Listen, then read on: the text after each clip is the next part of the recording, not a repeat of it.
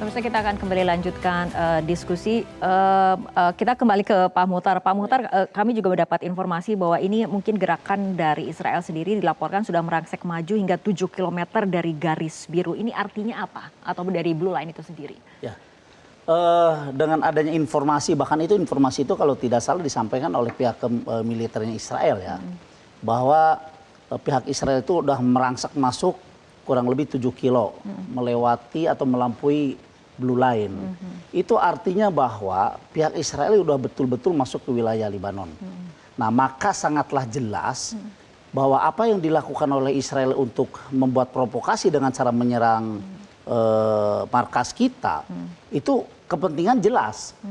Mereka tidak menyukai adanya pos Unifil di sana, supaya mereka lebih leluasa lagi masuk ke wilayah Lebanon kan gitu.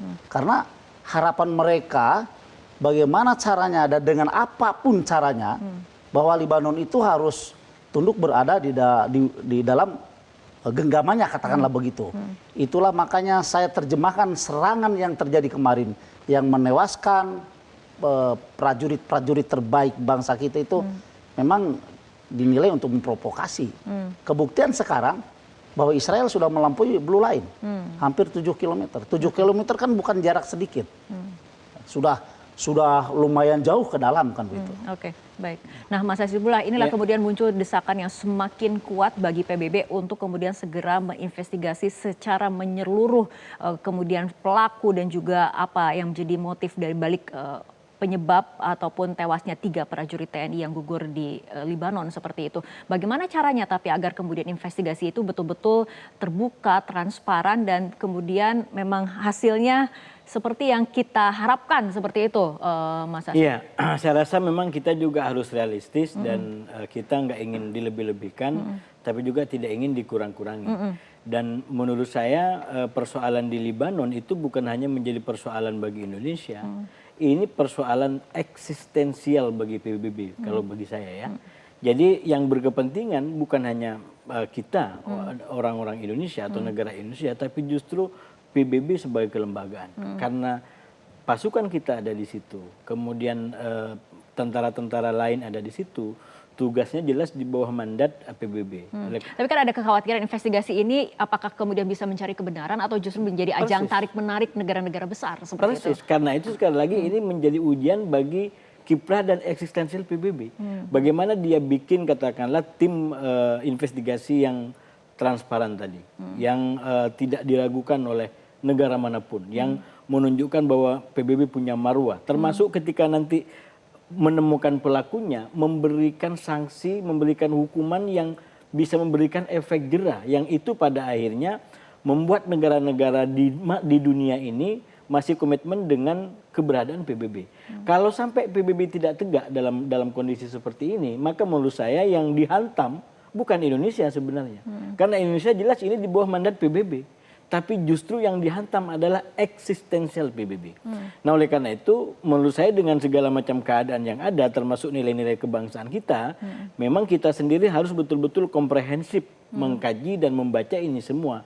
Jangan hanya semata-mata emosi. Walaupun sekali lagi kita tahu ini peristiwa yang sangat emosional, ini peristiwa yang sangat berat bagi kita semua dan justru karena itu kita berharap ke depan ada pembelajaran yang jelas, sekaligus ada kayak semacam penghargaan ya. Saya kemarin waktu kedatangan 3 pahlawan ini di Metro juga di sini menyambut, penting mengajak kita semua untuk menyambut 3 orang ini dengan semangat kepahlawanan dengan cara apapun.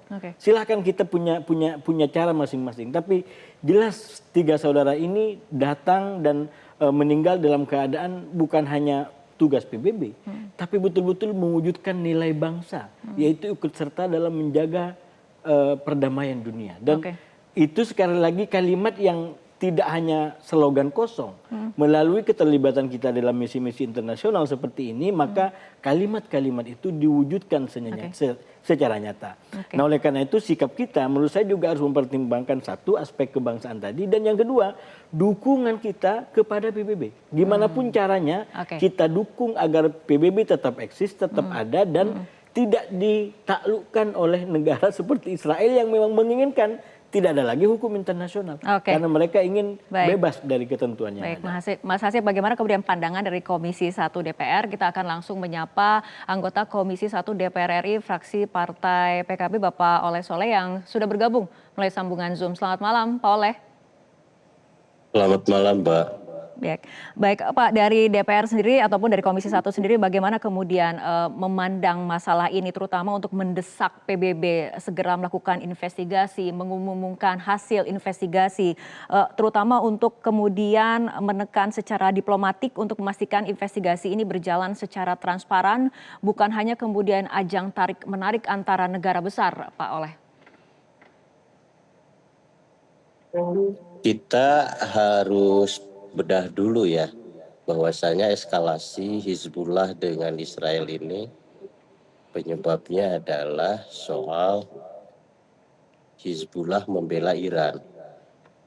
Dan Hizbullah juga sangat terluka. Ayatullah Khomeini sebagai figuritas yang mereka dambakan ini juga dibunuh oleh Israel. Nah, eskalasi perang antara Israel yang dibantu oleh Amerika kepada Iran, otomatis Hizbullah tidak akan diam. Nah, maka yang paling pokok adalah bukan investigasi siapa yang menyerang dan mencari alasan kenapa Israel menyerang UNFIL yang di dalamnya ada di Indonesia, bukan ke sana harusnya. Harusnya PBB beserta masyarakat internasional untuk terus melakukan sebuah pemaksaan saya rasa terhadap Israel, Amerika juga Iran untuk menghentikan perang. Karena kalau misalkan ini terus berlangsung perang ini, saya rasa Israel juga akan terus menyerang Hizbullah yang di Libanon. Libanon juga Hizbullah yang ada di Libanon juga tetap akan menyerang. Sementara penyerangan yang dilakukan oleh Israel tanpa melihat apapun, mana objeknya, di situ ada siapa. Itu satu hal. Yang kedua, mari kita juga sama-sama melihat bahwasanya hari ini Israel dan Amerika ini telah melecehkan PBB. Apapun yang disepakati di PBB itu tidak pernah diindahkan oleh Israel. Dan bahkan Amerika selalu memveto, membela daripada Israel. Saya rasa kami memandang bahwa investigasi apapun yang dilakukan oleh PBB, UNFIL sekalipun, saya rasa tidak akan ada artinya. Solusinya hanya satu, adalah penarikan pasukan yang hari ini yang ada di Libanon. Saya rasa ini yang harus segera dilakukan. Kalau bisa malam ini, kalau bisa. Karena apa? Karena negara-negara lain juga sudah melakukan hal itu. Nah, sementara ini kan kejadian sudah berulang lagi. Saya punya pendapat, apapun rekomendasinya, saya rasa tidak akan pernah diindahkan oleh Israel. Karena Israel selalu melecehkan daripada PBB. Oke, baik Pak Oleh, kita akan kembali ke studio, kembali ke Pak Muhtar, kembali mencermati di lapangan seperti apa apabila kita berbicara mengenai mekanisme investigasi. Ini kan kemudian eskalasi sedang tinggi seperti itu di tengah situasi perang. Anda mungkin bisa menjelaskan bagaimana kesulitan ketika kemudian investigasi dilakukan ketika suasana perang seperti ini, terutama ketika kita harus kemudian mengungkap penyebab dari serangan yang mengakibatkan 3 prajurit TNI kita gugur. Baik, kalau kita berbicara tentang investigasi atas peristiwa gugurnya 3 putra terbaik bangsa kita, tentu saja ini tidak terlepas daripada adanya resolusi PBB nomor 1701 tanggal 11 Agustus 2006. Di mana di dalam resolusi itu disebutkan tentang adanya gencatan senjata. Nah, berarti investigasi yang harus dilakukan oleh PBB adalah kembali ke resolusi itu, memaksa pihak Israel untuk mentaati resolusi itu. Apalagi sekarang Israel kan melakukan serangan ke markas Indonesia. Berarti secara nyata dan tegas bisa dikatakan Israel melanggar resolusi yang sudah dibuat. Sehingga sangat diperlukan ketegasan PBB dalam hal ini untuk memaksa Israel mentaati resolusi itu. Jadi investigasi itu jangan diarahkan menurut saya ya. Jangan diarahkan kepada siapa yang bersalah dalam hal ini. Tetapi justru harus diarahkan kepada kenapa Israel menyerang Indonesia. Dalam hal ini UNIFIL. Bukankah resolusi yang dibuat itu untuk dijadikan pedoman oleh kedua belah pihak dalam menjaga perdamaian? Kalau menurut saya seperti itu. Mas Hajibullah? Ya, saya rasa memang situasi di lapangan sangat kompleks ya. Sangat kompleks dalam pengertian kalau kita bicara konteks Israel hari ini, terus terang Israel kayak merasa di atas angin ya. Karena Israel kembali berperang di Lebanon itu setelah Hizbullah melibatkan diri. Dalam krisis terakhir sebenarnya sudah terjadi gencatan senjata di antara Hizbullah dengan Israel di bawah mediasi Prancis ya, sehingga tidak lanjut setelah meninggalnya Hasan Nasrullah tadi. Tapi semenjak perang dengan Iran meletus ya dan kemudian makin membesar ke sana kemari, akhirnya Hizbullah melibatkan diri untuk terlibat atau melakukan solidaritas terhadap Iran. Sehingga kalau bagi Israel ini adalah aji mumpung. Dalam pengertian aji mumpung, dia tidak menyerang duluan.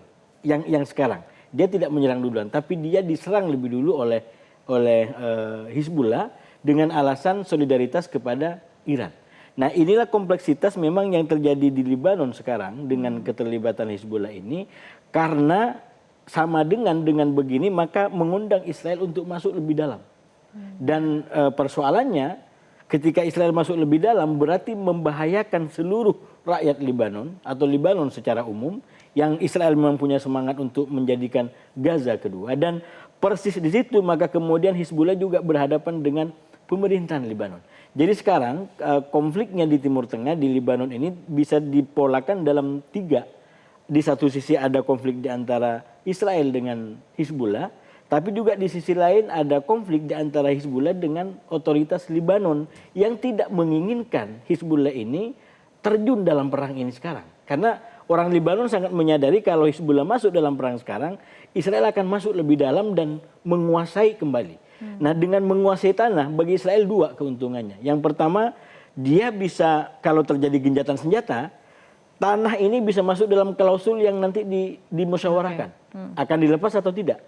Kalau tidak terjadi gencatan senjata, maka yang terjadi adalah pendudukan. Israel mendapatkan wilayah lebih luas lagi sampai dia katakanlah damai atau dikembalikan. Nah, ini keuntungan yang memang sengaja ditarget oleh Israel. Nah, oleh karena itu kalau kemudian Indonesia diserang tadi, kalau memang pelakunya adalah Israel, kalau sudah ada investigasi ke sana, maka jelas menurut saya memang tujuannya adalah provokasi, ingin mengamankan operasi dia gitu. Sehingga tidak ada lagi mata-mata dalam tanda kutip, mata telinga perdamaian dunia yang bisa mengetahui kejahatan-kejahatan Israel gitu. Karena dia sudah bebas. Nah, oleh karena itu tadi yang disampaikan oleh Pak Soleh menurut saya mendukung untuk kajiannya betul-betul lebih cermat. Karena kalau langsung kita tarik gitu ya, itu sekali lagi kita kepentingan nyawa, keselamatan prajurit kita itu tidak akan ada nomornya. Hanya nomor 1, nggak ada nomor 2. Jadi hanya nomor 1. Jadi nggak ada lagi nomor yang lain. Namun demikian dalam konteks keterlibatan kita di politik internasional, kembali ke pembukaan Undang-Undang Dasar Alinea 4 itu, ikut serta dalam ketertiban dunia berdasarkan nilai-nilai kemerdekaan segala macam, itu salah satu visi Indonesia Merdeka. Karena itu jangan justru kebijakan kita satu dianggap tidak profesional, karena walau bagaimanapun ini sudah kontrak kita dengan PBB. Jadi kalaupun ada keputusan apapun itu harus atas nama PBB, bukan atas nama kita. Walaupun kita yang mendorong gitu. Karena sekali lagi kita kontrak dengan PBB di situ. Dan yang kedua, jangan justru apa yang menjadi mimpi bagi kita untuk ikut serta dalam ketertiban dunia, terutama Israel yang memang ingin menjadi, katakanlah melakukan aksinya tanpa ada orang yang melihat, justru dia mendapatkan apa yang dia mau. Itu yang saya bilang tadi, ini sambil kita menyelam, 2 yang kita dukung, nilai kebangsaan kita dukung, dan eksistensinya PBB kita dukung. Karena kalau kemudian tidak kita dukung PBB dengan cara misalkan kita langsung ambil keputusan sepihak, sama dengan kita membuat PBB rontok di hadapan Israel. Oke. Jadi ini ibaratnya PBB sekarang rumah bagus besar tapi mulai mau rontok gara-gara katakanlah komitmen orang-orang di dalamnya terutama Amerika dan anggota tetap Dewan Keamanan PBB yang tersandra oleh sistem veto. Sehingga mereka satu sama lain saling mengabaikan. Oke, baik Mas Hasibullah dan juga Pak Muhtar, kita akan lanjutkan kembali perbincangan tapi kita ikuti jeda berikut terlebih dahulu. Jelajahi cara baru mendapatkan informasi. Download Metro TV Extend sekarang.